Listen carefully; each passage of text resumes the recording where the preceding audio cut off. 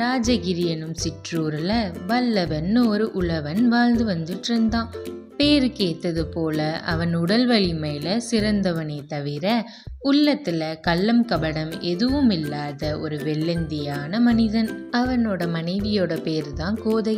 பேருக்கு ஏத்தபடியே கூந்தல் அழகி மட்டும் இல்ல, கூறிய புத்தி வாய்ந்தவளும் கூட. கோதை கருணையா பொழிஞ்சாலும் அநீதிய கண்டா அனலாய் மாறிவிடும் வல்லமை கொண்டவள். கல்வி அறிவு இல்லைனாலும் பட்டறிவுல சிறந்தவள். எங்க முன்னோர்கள் வந்த சின்ன நிலத்துல பயிரிட்டு அதுல வர வருமானத்தை வச்சு நிம்மதியான வாழ்க்கை வாழ்ந்து வந்துட்டு இருந்த. ஆனா துன்பம் என்பது சொல்லாமல் வரும் விருந்தாளி தானே. இந்த வருஷம் பருவமழையும் நம்மளை ஏமாத்திருச்சு. வயல் எல்லாம் காய்ந்து கருகவும் தொடங்கிருச்சு. வேற வழியே இல்ல, கடன் வாங்கி தான் ஆகணும். அப்பதான் மானத்தை காப்பாத்த முடியும். உனக்கு யாராவது கடன் கொடுப்பவரை தெரியுமா? ராஜகிரிக்கு பக்கத்தில் உள்ள பெரிய ஊரு தான் சிங்கப்புரம். அங்க நாகநாதன் ஒரு பெரிய தனவந்தன் இருக்காரு. அவர்கிட்ட தான் கடன் கேட்டு பார்க்கணும். அடடா, நீங்க இன்னும் சப்ஸ்கிரைப் பண்ணலையா? சப்ஸ்கிரைப் பண்ணிட்டு நம்ம கதையை கண்டினியூ பண்ணலாமா? நாகநாதனோட செல்வம் உழைப்புனால வந்ததில்ல. ஊர் மக்களை ஏமாத்தி ஏழை எளிய மக்களோட அறியாமைய பயன்படுத்தி வட்டிக்கு மேல வட்டி போட்டு புடுங்கின சொத்து தான் அது. வல்லவனும் நாகநாதன் வீட்டு திண்ணையில போய் நின்னான். ஐயா வணக்கம். வாப்பா வல்லவா, என்ன இந்த பக்கம் காத்து பலமா வீசுது போலயே.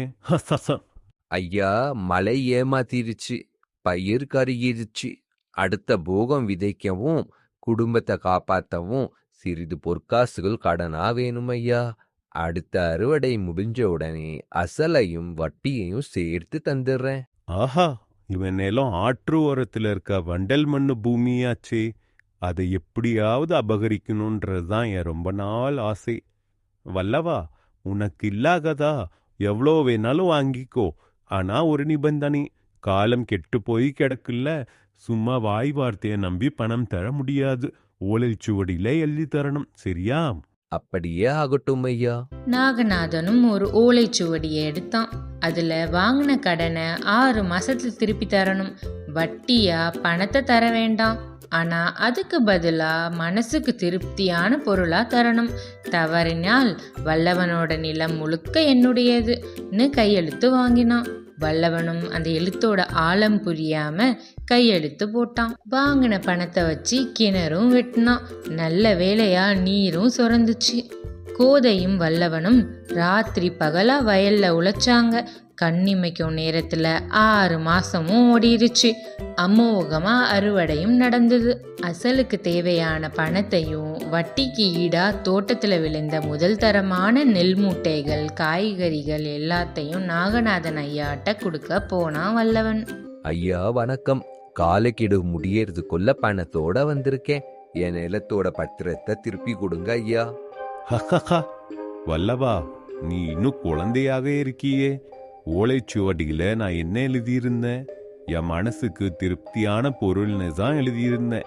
இந்த அழுகுன காய்கறிகளும் புழுதி படிந்த நெல்லும் என் மனசுக்கு திருப்தி அளிக்கவே இல்லை. எனக்கு தேவையே வேற. வல்லவனும் அதிர்ந்து போனான். ஐயா, இது என் வேர்வையோட உழைப்பு. இதை விட தூய பொருள் ஏது? அதை சொல்லுங்க, நான் அதை உங்களுக்கு தரேன். எனக்கு தேவை உன் அறிவு. ஆமா, உன் புத்தி தான் வேணும். இல்லனா உன் நிலம் வேணும். 2ல 1 வேண்டும். புத்தியா? அறிவை எப்படி கொடுக்க முடியும்? அதுதான் என் நிபந்தனை. நாளை ஊர் சபையில பஞ்சாயத்து கூடும். அதுல நான் கேட்கிற கேள்விக்கு உன் அறிவை கொண்டு சரியான பதில் சொல்லி என்னை வாயடைக்க செய்ய வேண்டும். அப்படி நீ தோத்து போனா ஒப்பந்தப்படி நிலம் எனக்கு சொந்தம் தீர்ப்பளித்தான் நாகநாதன். இடிந்து போய் வல்லவன் வீடு திரும்பினான். என்ன ஆச்சிங்க? ஏன் சோர்வா இருக்கீங்க? வல்லவனும் நடந்ததெல்லாம் சொல்லி கண்ணீர் வடித்தான்.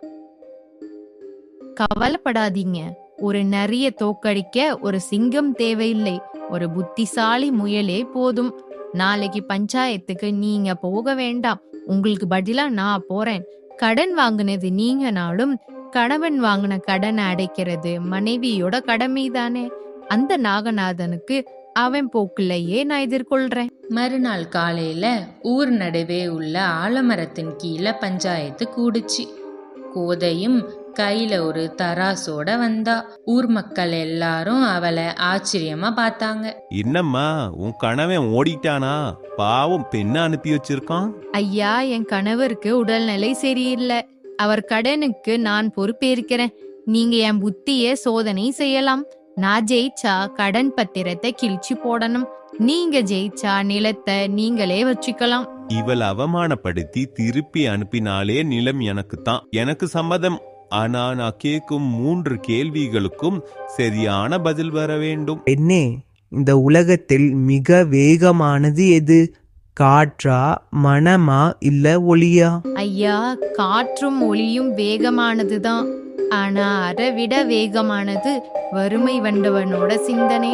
அடுத்த வேளை சாப்பாட்டுக்கு என்ன வழின்னு யோசிக்கும் ஏழையோட சிந்தனை உலகில் எந்த மூலைக்கும் நொடி பொழுதுக்குள்ள போயிட்டு வந்துடும். ஆனா அதை விட மிக வேகமானது கடன்காரனின் வட்டி. தூங்கும் போதும் முழிச்சிருக்கும் போதும், ஏன் இறந்தப்போ கூட ஓயாம ஓடிக்கிட்டே இருக்குமே, அந்த வட்டி தான் உலகிலேயே மிக வேகமானது. இத கேட்ட சபையிலிருந்து பலத்த கைத்தட்டல் எழுந்தது. சரி, 2வது கேள்வி. எது மிக பெரியது? வானமா, கடலா, இல்ல பூமியா? வானம் விரிந்ததுதான், ஆனா அதை மேகங்கள் மறைத்துவிடும். கடல் பெருசுதான், ஆனா அத கரை தடுத்துடும். இது எல்லாத்த விட பெருசு பேராசை. இந்த மண்ணும் விண்ணும் கடலும் போதாதுன்னு இன்னும் இன்னும் வேண்டும்னு நினைக்கிற மனிதனோட பேராசைக்கு எல்லையே இல்லை. அதுதான் பிரபஞ்சத்தை விட பெரியது. நாகநாதனுக்கு வேர்த்திருச்சு. இவ சாதாரணமான பெண் இல்லைன்னு புரிஞ்சுது. இப்போ கடைசி கேள்வி, மிக கடினமான கேள்வியா கேட்கணும்னு நினைச்சான்.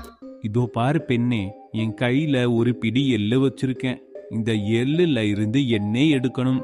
ஆனா செக்குல இட்டோ இல்ல கைகள்ல பிழியவோ கூடாது. ஆனா எண்ணெய் வர வேண்டும். இதுதான் உன் அறிவுக்கு சோதனை. ஊர் மக்கள் திகச்சு போயிட்டாங்க. கோதையும் அந்த எல்லை உத்து பார்த்து சத்தமா சிரிச்சா. ஐயா, இதுதானே உங்க கேள்வி? இது சுலபமானதே. ஆனா எனக்கு ஒரு சந்தேகம். இது ஆண் எல்லா இல்லை பெண் எல்லா? என்ன உளர்ற? எல்லுல ஏது ஆண் எள்ளு பெண் எள்ளு? என்னது? ஆண் எள்ளு பெண் எள்ளு தெரியாதா? அது சரி, என் கணவர் உங்ககிட்ட கடன் வாங்கினப்போ நீங்க கொடுத்தது பணம் ஆண் பணமா இல்ல பெண் பணமா? பைத்தியக்காரி, பணத்துக்கு உயிர் கிடையாது. அது ஒரு ஜட பொருள். நிறுத்துங்கள். சபையோர் எல்லாரும் இத கவனியுங்கள். பணத்துக்கு உயிர் கிடையாதாம். அது ஒரு ஜட பொருள்னு இவரே ஒப்புக்கொண்டாரு. அப்படின்னா உயிரில்லாத ஒரு ஜட பொருள் எப்படி குட்டி போடும்? அது வட்டியா வளர்றது எப்படி நியாயம்? அப்படி அது குட்டி போடும்னு நீங்க சொன்னால் பணத்துக்கு உயிர் உண்டுன்னு அர்த்தம். பணத்துக்கு உயிர் இருந்தா இந்த எள்ளுக்கும் உயிர் உண்டு. எள்ளும் வலி தாங்காமல் எண்ணெய் தராது. முதல்ல உங்க பணம் உயிர் உள்ளதா இல்ல உயிர் அற்றதான்னு சொல்லுங்க. நாகநாதன் திகைச்சு போய் நின்னான். சொந்த வார்த்தையிலேயே சிக்கிக்கிட்டான். பணம் உயிர் அற்றதுன்னு சொன்னா வட்டி கேட்பது இயற்கை நியத்திக்கு முரணானதாயிரும். பணம் உயிர் உள்ளதுன்னு சொன்னா நான் இதுவரை சொன்ன பொய் வெளிப்பட்டுருமே. நாட்டாமை ஐயா, இவர் கொடுத்த அதே பதில நான் தீர்ப்பு சொல்றேன். பணம் உயிரற்ற பொருள்னே இவரே சொல்லிட்டாரு. எனவே உயிரற்ற பொருள் வட்டி ஈனாது. என் கணவர் வாங்கின அசல் தொகையை ஏற்கனவே அவர் திருப்பி கொடுத்தாச்சு. வட்டியினை இவர் கேட்டது இயற்கைக்கு முரணானது. வட்டிய மனம் திருப்தியாக வேண்டும்னு கேட்டாரு. சபையில இவர் வாயடைத்து நிக்கிறதே என் மனசுக்கு திருப்தி. அதுவே இவருக்கும் திருப்தியாக இருக்க வேண்டும். நாட்டாமையும் ஊர் மக்களும் சந்தோஷத்துல திகைச்சு போய் நின்னாங்க. கோதை சொன்னது 100க்கு 100 உண்மை. நாகநாதன் தன் சொந்த வார்த்தையாலேயே தோற்கடிக்கப்பட்டான். எனவே வல்லவனோட நிலப்பத்திரத்தை உடனே திருப்பி கொடுக்க வேண்டும். முடிவுரை: அறிவே துணை. கடன் வாங்குவது தவறல்ல. ஆனா வாங்கின கடனை வச்சு நம்மளை அடிமையாக்கும் சூழ்ச்சியை முறியடிப்பது உண்மையான புத்திசாலித்தனம். தேங்க்யூ ஸோ மச் ஃபார் வாட்சிங். இந்த வீடியோ உங்களுக்கு பிடிச்சிருந்தா மறக்காம லைக் பண்ணிட்டு சப்ஸ்கிரைப் பண்ணிருங்க. அப்படியே அந்த பெல் ஐக்கனையும் கிளிக் பண்ணிட்டா நான் போஸ்ட் பண்ற வீடியோஸை நீங்க ரெகுலரா பார்க்கலாம்.